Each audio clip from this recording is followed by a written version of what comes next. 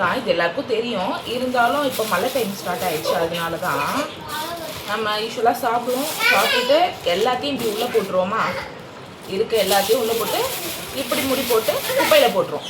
தயவு செஞ்சு அது தப்பு பண்ணாதீங்க. இது வரைக்கும் பண்ணியிருக்கலாம், நமக்கு நிறைய வேலை இருக்குது, நம்ம அவசரமாக போக வேண்டியதெல்லாம் இருக்கும், பண்ணியிருக்கலாம். ஆனால் இதில் மக்கும் குப்பை மக்கா குப்பைன்னு நீங்கள் வந்துட்டு தனித்தனியாக போடுறது நல்லது. இந்த பிளாஸ்டிக் ஐட்டம், இந்த சாம்பார் பேக்கெட்டு, சட்னி கவரு, அது யூஸ்வலாக இது நீங்கள் சாப்பிட்ருப்பீங்க பார்த்தீங்களா கவரு, இதெல்லாம் வந்துட்டு இந்த கவரில் தனியாக போட்டுருங்க. போட்டு ஒரு 2 டஸ்ட்பின் வச்சுக்கோங்க. அதை பற்றி ஒன்றுமே கிடையாது. இந்த மக்கும் குப்பை அப்படின்னு சொல்லிட்டு, இந்த மக்கும் குப்பைனா இது பேப்பர் வந்து மக்கிடும். நம்ம சாப்பிட்ட காஞ்ச மிளகா, கறி லீஃபு, கருவேப்பிலை இதெல்லாம் மக்கிடும், சரிங்களா.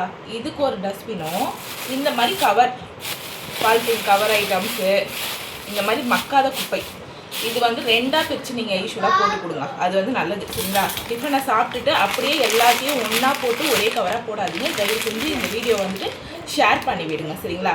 இது ஒரு அவேர்னஸ் வீடியோ தான். இப்போ மழை டைம் ஸ்டார்ட் ஆகிடுச்சு, எல்லாமே போய் அடிச்சுட்டா என்ன வரும்ன்றது எல்லாருக்கும் தெரியும். க்ளீன் பண்ணுறதுக்கு ரொம்ப கஷ்டப்படுறாங்க தூய்மை பணியாளர்கள். இது வந்து கொஞ்சம் ஷேர் பண்ணி விடுங்க.